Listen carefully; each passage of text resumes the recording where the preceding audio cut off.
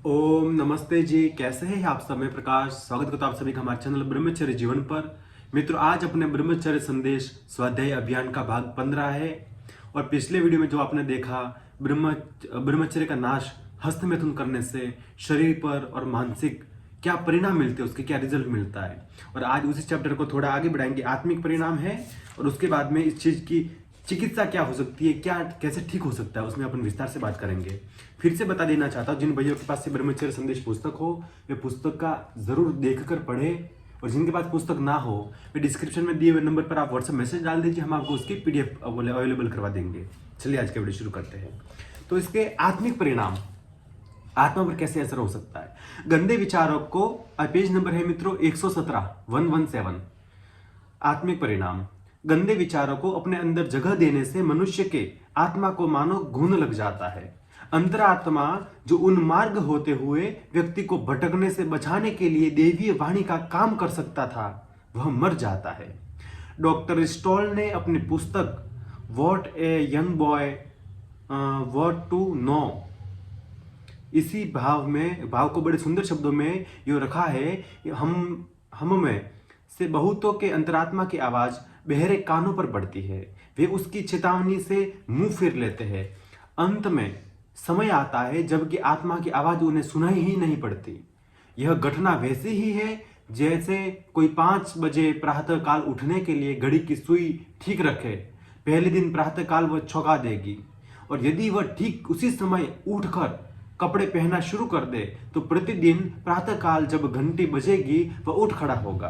परंतु यदि पहले ही दिन घड़ी की आवाज सुनकर उठने के बदले वह चारपाई पर पड़े पड़े सोचने लगे, 1 मिनट और सो लूं, और यह सोचकर लेट जाए और जब तक उससे कोई ना उठाए तब तक सोता रहे, तो अगले दिन घंटी बजने पर वह शायद जग तो जाएगा, परंतु अब तो 1 मिनट और सो लूं सोचने की भी तकलीफ नहीं करेगा और सोता ही रहेगा।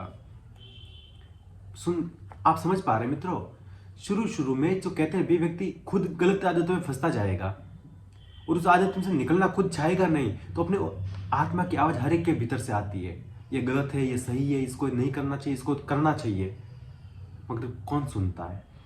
वैसे ही ठीक जो अलार्म की बात बताई इन्होंने, जो अलार्म रखते लोग, हम 4 बजे उठ जाएंगे कल से, और फिर अलार्म जिस बजे, अरे आज सो लेते, थोड़ा सो लेते, ज्यादा नहीं, और वैसे वो बजता रहता, अपन सोते रहते। तो वैसे अपने साथ ना हो, ये खुद के साथ ही बहुत बड़ा विश्वासघात हो सकता है। यदि सोने का यही सिलसिला जारी रहा तो 2-3 दिन के बाद घड़ी बजती ही रहा करेगी और वह उसकी आवाज तक न सुन सकेगा, मजे से खर्राटे भरता रहेगा। मनुष्य के अंतरात्मा का भी यही हाल है। यदि हम शुरू से ही उसकी सलाह को मानते रहे तब तो सब कुछ ठीक रहता है, परंतु यदि उसकी चेतावनी पर हम कान न दे तो धीरे धीरे उसकी आवाज सुनाई पड़नी बंद हो जाती है। इसलिए नहीं कि अंतरात्मा की चेतावनी बंद हो जाती है, घंटी बजनी भी तो बंद नहीं होती, लेकिन क्योंकि हम उसकी तरफ से असावधान हो गए हैं, इसलिए हम खुले तौर पर इस प्रकार का पापमय जीवन व्यतीत करने लगते हैं, मानो हमारा अंतरात्मा है ही नहीं। काम वासना की अनैसर्गिक तृप्ति के ठीक बाद हृदय में उमड़ता हुआ लज्जा और आत्मग्लानि का समुद्र अंतरात्मा ही विरोध सूचक आवाज है। मित्रों, जो कहते हैं ना, सृष्टि के जो नियम के अनुसार जो क्रियाएं होती, जो चलता है कार्य, उसके विपरीत जब व्यक्ति कोई भी गलत आचरण, गलत कार्य, गलत कर्म करता है, उसके अंदर 1% भी अगर कुछ सच्चाई होगी, वास्तविक इंसान होगा ना, तो उसके अंदर से वो ग्लानि होगी, अंदर से शर्म के मारे व्यक्ति बहुत नीचा झुक जाएगा। मित्रों, सामान्य इंसान इस चीज को समझते, सब कुछ समझता है। प्रारंभ में यह बड़ी प्रबल होती है, मानव बुराई से युद्ध कर रही होती है, परंतु फिर केवल एक बार के पार्श्विक भाव का मुकाबला कौन करे। मनुष्य का अधपतन प्रारंभ हो जाता है, यहां तक कि आत्मिक बल सर्वदा लुप्त हो जाता है। मगर कहते हैं ना, शुरू में जो गलती नहीं करते उसको लगता है नहीं, अब नहीं करूंगा, मुझे बार बार करते जाते हैं, फिर तो अंदर की कुछ आवाज ही नहीं लग रही है, अपने को लग नहीं रहा है कि कोई गलत हो रहा है, ये गलत है, सही है, जो कर रहे हैं वही सही लगने लगता है।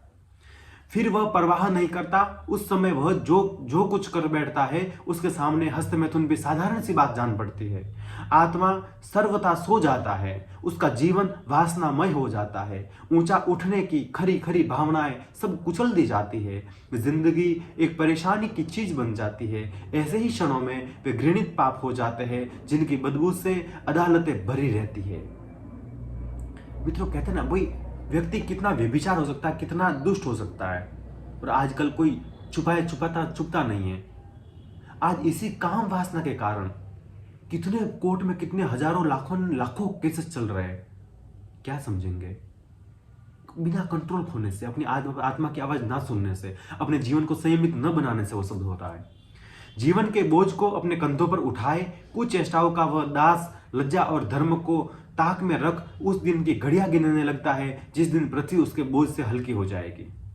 बाद में मरने का सोचेगा, लास्ट में क्या ऑप्शन? कुछ नहीं। भाई, मरने का सोचने से अच्छा भी तो कुछ जीने का अच्छा भी तो सोच सकते हैं। कुछ चेष्टाओं में मनुष्य कैसे फंस जाता है, इस बात पर विचार किया जाए तो पता लगेगा कि ऐसे व्यक्ति में इंद्रिय निग्रह तथा आत्मविश्वास का कतरा भी नहीं रह जाता।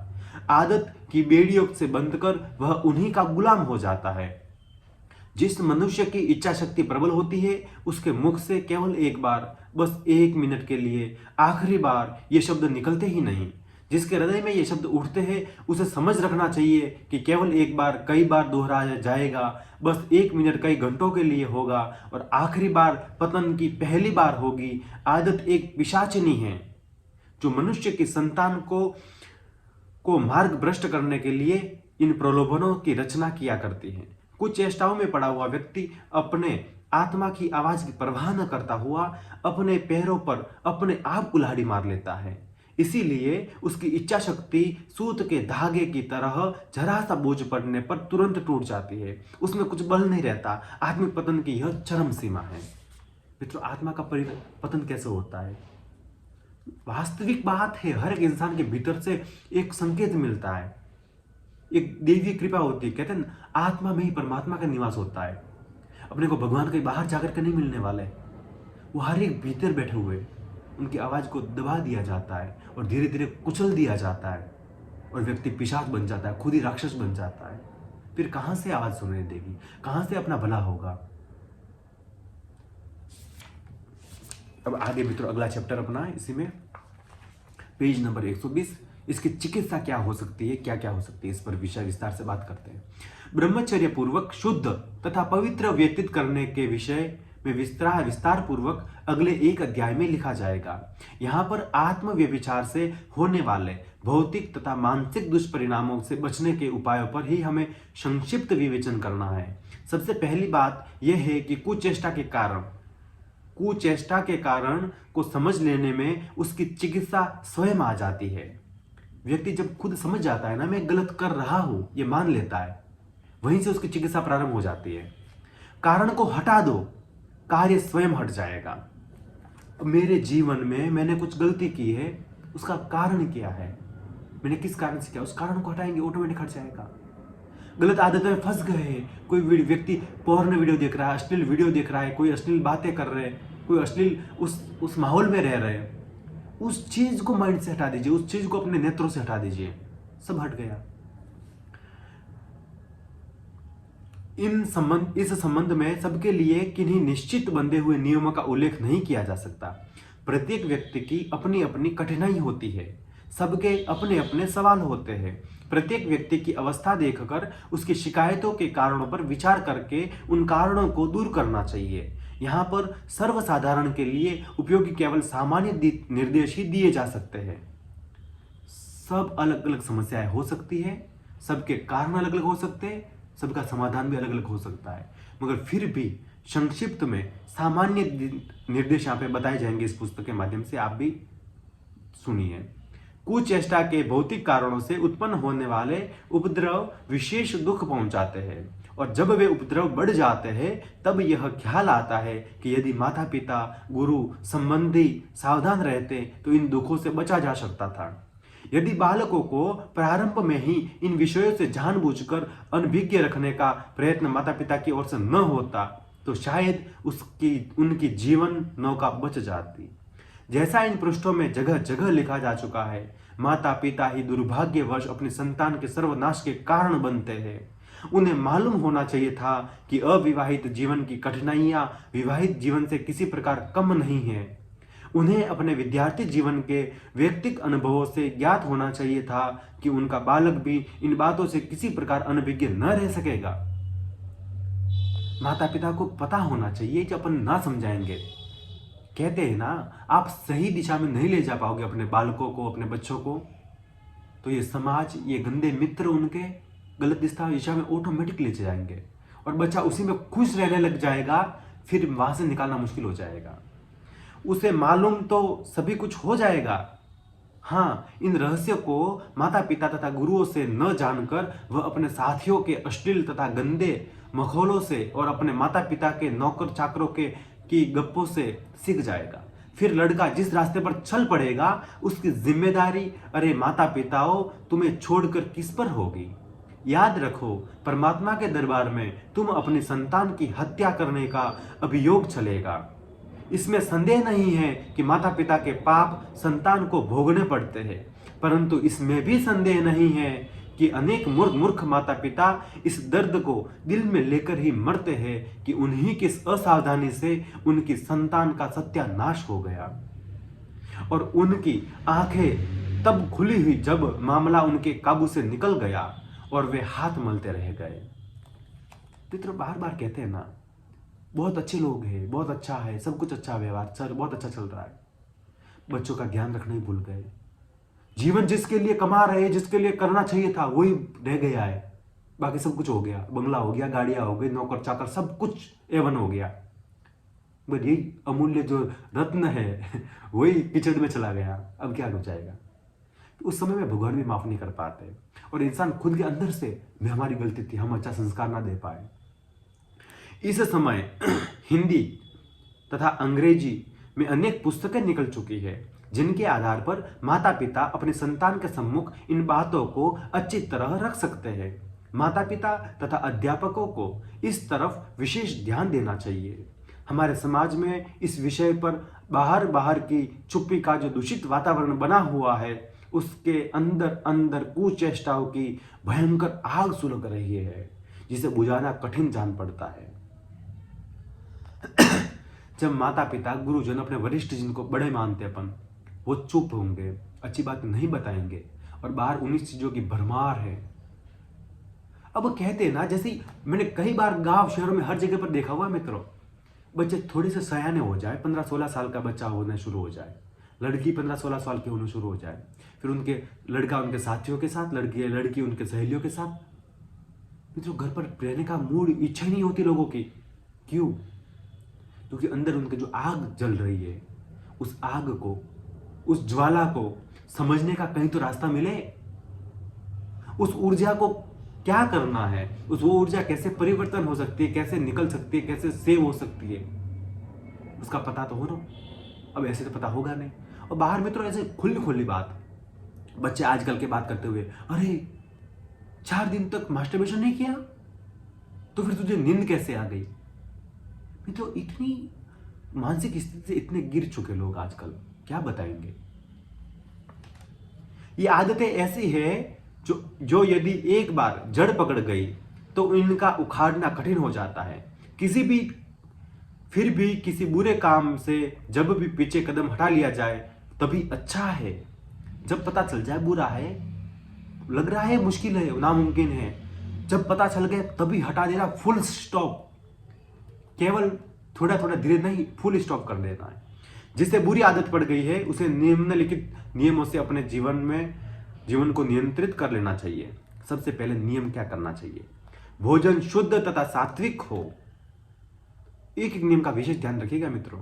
भोजन शुद्ध तथा सात्विक हो, मैदे की जगह मोटे आटे का इस्तेमाल हो, मिर्च, मसाले, मिठाई, खटाई आदि को छोड़ दिया जाए, फलों तथा दूध का प्रयोग ज्यादा हो।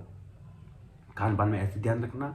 दूसरा नियम, चाय, कॉफी, पान, तंबाकू, सिगरेट, भांग, शराब आदि नशीले पदार्थों का सेवन बिल्कुल भी न किया जाए। उत्तेजक पदार्थों के सेवन की आवश्यकता युवक को नहीं होनी चाहिए। और यह स्मरण रखना चाहिए कि सबसे अच्छा सात्विक उत्तेजक ब्रह्मचर्य ही है। इससे शरीर में जो शक्ति आती है वह चाय पी पी कर नहीं ला जा सकती। इसकी शक्ति टिकने वाली है और चाय से आई शक्ति तभी तक है जब तक पेट में चाय की गर्मी रहती है।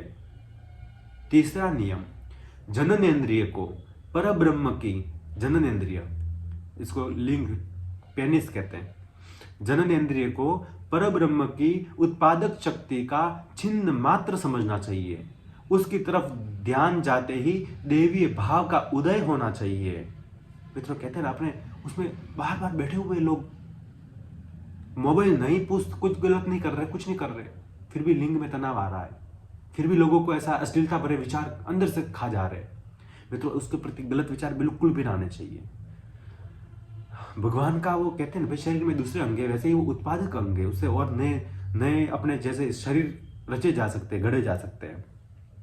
इंद्रिय स्पर्श बेमतलब नहीं करना चाहिए और बिना फालतू के उसको टच भी नहीं करना चाहिए। ऐसे काम की तरफ भूल कर भी ध्यान नहीं ले जाना चाहिए जिसे खुले में करते हुए हृदय में पाप की लज्जा तथा भय की आशंका होती हो। जैसे लोगों के सामने अपन कुछ बात करें तो उसमें ऐसी बात नहीं करेंगे, ऐसे कोई पेनिस की लिंग की बात नहीं करेंगे, वैसे ही अपन अकेले में भी उस चीज को गलत ही समझे। ऐसा कार्य सदा पापमय होता है, यही तो पाप की पहचान है।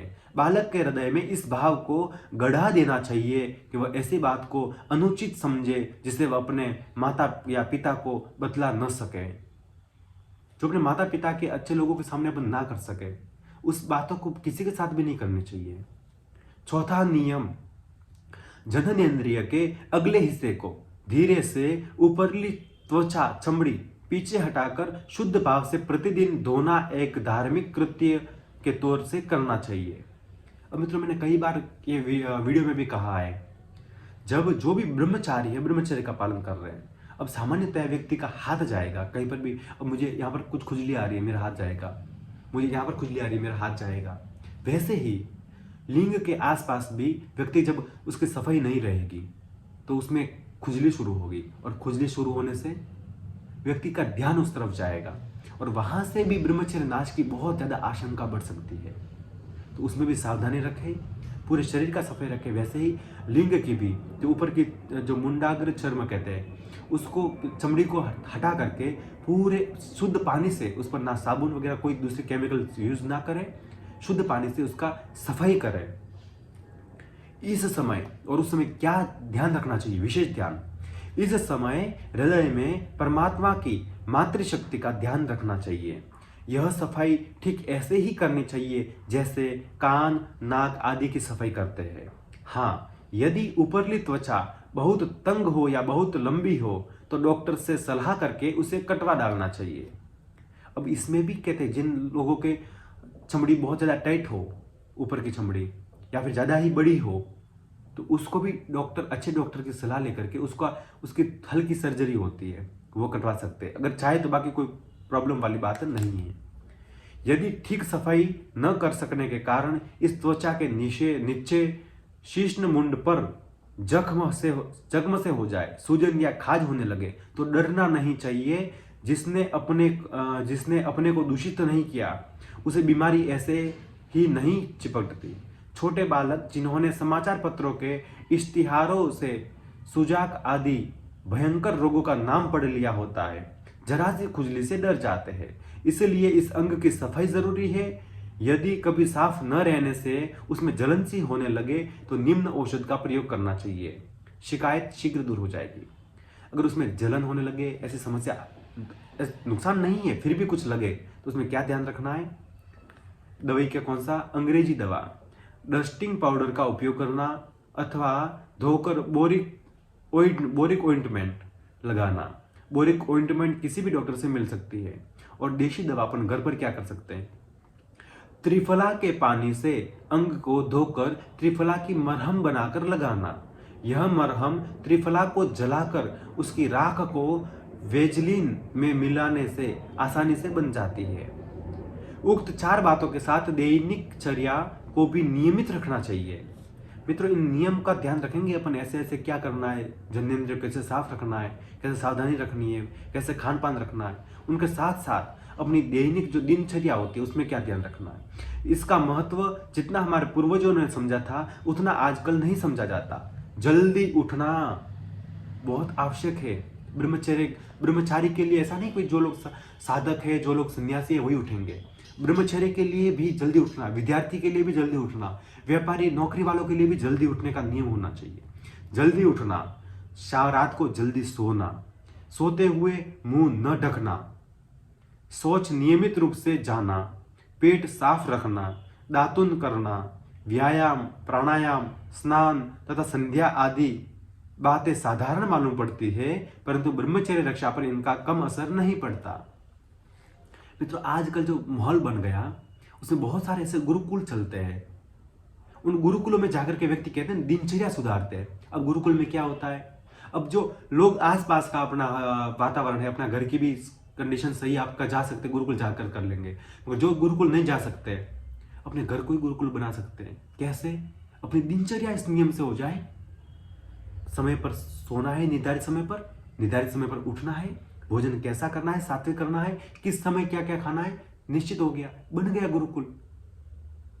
मित्रों, कहते ना अपन कहीं जा करके सुधरना चाहे, अपन खुद बिगड़े हुए अपन खुद सुधर सकते हैं चाहे तो।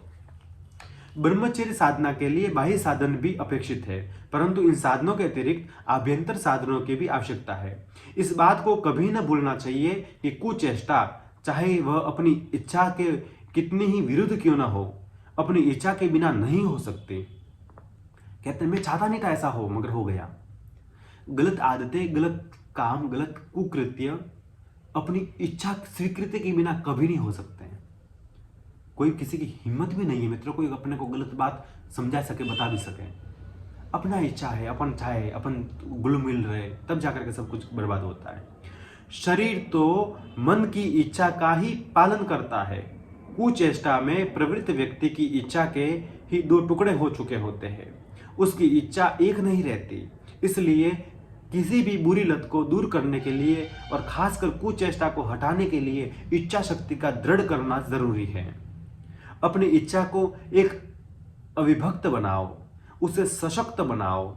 जिस काम को तुम अच्छा समझो वह कितना ही कठिन क्यों ना हो, उसे कर दिखाओ। कई बार अपन कहते हैं शॉर्टकट करने लग जाते हैं, अरे ये हमसे नहीं होता, हमने ऐसा कभी किया नहीं, ऐसा हमसे नहीं हो पाएगा। जो सही है, अच्छा है, उसको करने का पूरा प्रयास हो। जो समझ बुद्धि में थोड़ा तो है अपने ये सही है गलत है, और गलत लग रहा है, पूरा जी जान लगा दो, नहीं करना। जब तक संकल्प शक्ति और प्रतिरोध शक्ति का संचय न किया जाएगा तब तक किसी भी बुराई को जीतना असंभव होगा। कुचेष्टाओं के लोहमय पंजे से छुटकारा पाना तो अत्यंत असंभव होगा। पीठ सीधी करके, गर्दन तान के इंसान बनकर रहो। शैतान के प्रलोभनों को पांवों से ठुकराना सीखो। आंखें ताने रहो, कमर को झुकने मत दो। फिर देखो कुचेष्टाओं का भूत तुम्हारे सम्मुख कैसे ठहरता है। मित्रों, कहते हैं ना, कई बार लालच के चक्कर में अब छोटे छोटे बच्चों को व्यक्ति कोई चॉकलेट दे करके, कोई खाने पीने की चीज दे करके, कोई गिफ्ट आर्टिकल, कोई पेन वगैरह, कोई भी कुछ भी चीज दे करके अपने से कोई भी गलत करवा लेगा, कोई गलत अपने जहन में डाल देगा और अपन मान लेंगे, उसी चीज को महान मान लेंगे। ये कितनी बड़ी मूर्खता होती है। अपने आप को शक्तिवान बनाने का प्रयास, और जीवन में दुनिया में वही चलता है मित्रों। शक्तिहीन, जिनके पास ऊर्जा नहीं, शक्ति नहीं, उसको दुनिया कुछ नहीं बस मानती, कोई समझता ही नहीं, कोई पूछता भी नहीं। जो शक्तिहीन व्यक्ति को, अब कहते हैं ना, जंगल में कोई इलेक्शन नहीं होते, जंगल में कोई वहां पर कोई ऐसा युद्ध नहीं कराया जाता, मगर जंगल का राजा, किसी को पूछा जंगल का राजा कौन? शेर। कैसे? उसके पराक्रम के बल पर। और दूसरे प्राणी अपनी निर्बलता के कारण वो निश्चित तुच्छ हो गए। तो बलवान बनने का प्रयास होना चाहिए हमेशा। तुम पीछे से पछताते हो, इसका कारण जो तो तुम्हारी भूल ही है। कुछ चेष्टाओं का शिकार तो बनता ही कमजोर शक्ति का आदमी है। कुछ चेष्टाओं का शिकार कौन बनता है? कमजोर शक्ति वाला आदमी। संकल्प शक्ति को दृढ़ बनाने का अभ्यास करो। इस विषय पर जो साहित्य मिले उसका अध्ययन करो। ब्रह्मचर्य पर जो कुछ मिल पाया आप उसका अध्ययन कीजिए। प्रोफेसर जेम्स ने अपनी पुस्तक प्रिंसिपल्स ऑफ साइकोलॉजी में अपनी आदत पर एक बहुत अच्छा अध्याय लिखा। उसे पढ़ो। उसे पढ़ने से समझ में आ जाएगा कि मनुष्य के स्नायु चक्र का इच्छा शक्ति को बनाने तथा बढ़ाने में कितना बड़ा हिस्सा है। उस अध्याय में दिए गए निर्देश क्रियात्मक तथा उपयोगी है, अतः उसका संक्षेप में सारांश नीचे दिया जाता है। जो विस्तार से पढ़ना चाहे वे उसी पुस्तक को पढ़े। अब मित्रों, इसमें पूरा विस्तार से दिया हुआ है, नियम अपन और अगले वाले भाग में चर्चा करेंगे। आज का वीडियो आपको कैसा लगा कमेंट में बताएं और अपने मित्र को ब्रह्मचारी की ये जानकारी जरूर शेयर करें। आप जिनको मित्र कहते हो, जिनका जीवन बदलना चाहते हो, जिनको अच्छा समझ करना चाहते हो, उनको भी जरूर भेजें। थोड़ी थोड़ी कहते हैं ना, अपनी बात अपन करते रहेंगे तो ब्रह्मचर्य का कुछ अंकुरण होगा, और आज अंकुरण होगा तो कल वृक्ष भी बहुत अच्छा बनने वाला है। नमस्कार, प्रणाम।